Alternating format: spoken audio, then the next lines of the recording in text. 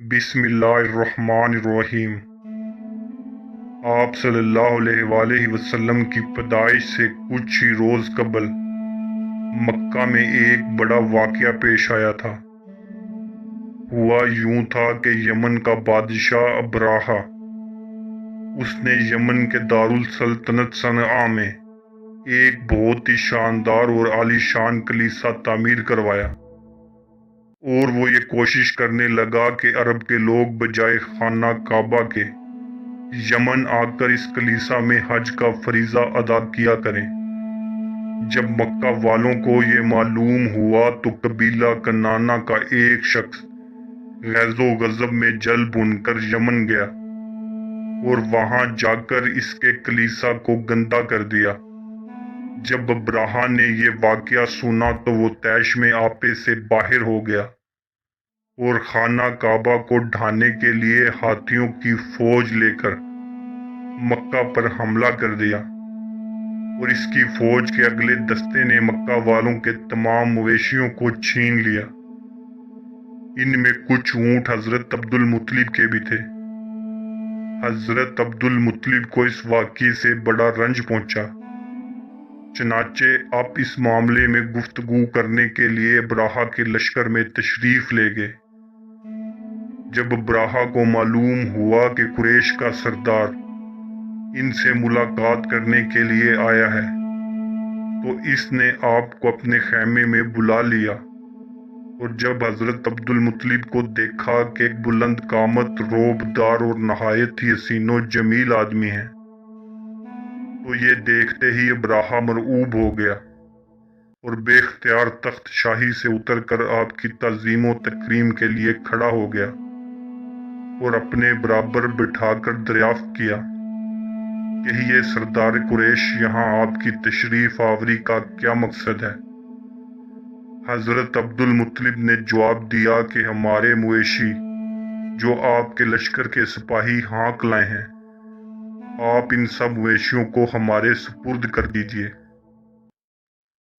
ये सुनकर अब्राहा ने कहा, ऐ सरदार कुरैश, मैं तो ये समझता था कि आप बहुत ही हौसलामंद आदमी हैं, मगर आपने मुझसे अपने मवेशियों का सवाल करके मेरी नज़रों में अपना वकार कम कर दिया।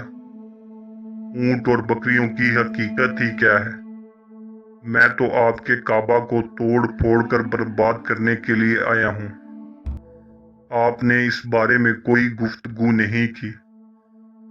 आपने कहा मुझे तो अपने ऊँटों से मतलब है। काबा मेरा घर नहीं है, बल्कि वो अल्लाह का घर है। वो खुद अपने घर को बचा लेगा। मुझे काबा की जरा भी फिक्र नहीं है।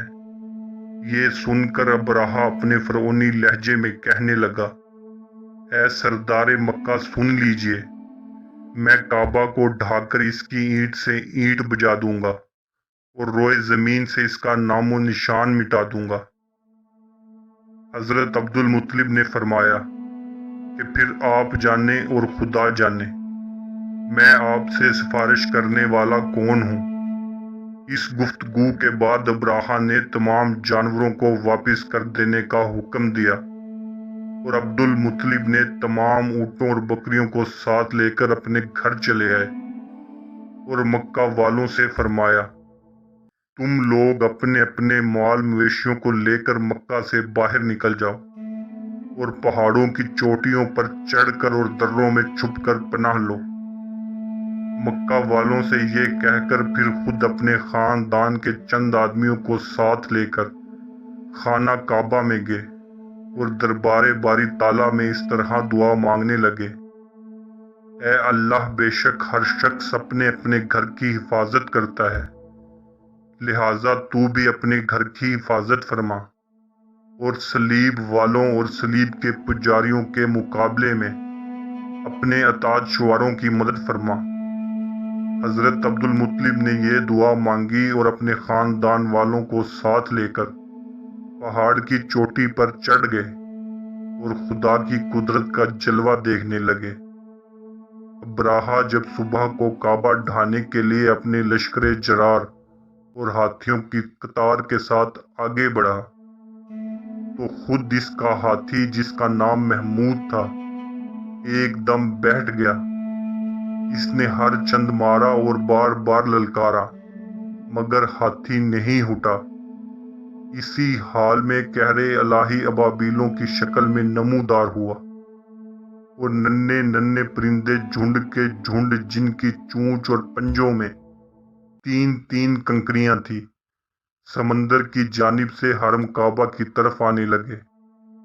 अबाबीलों के इन बादल नुमा लश्करों ने अबराहा की फौज पर इस जोर शोर से संगबारी शुरू कर दी कि आन की आन में अबराहा के लश्कर और इसके हाथियों के परखच्चे उड़ गए।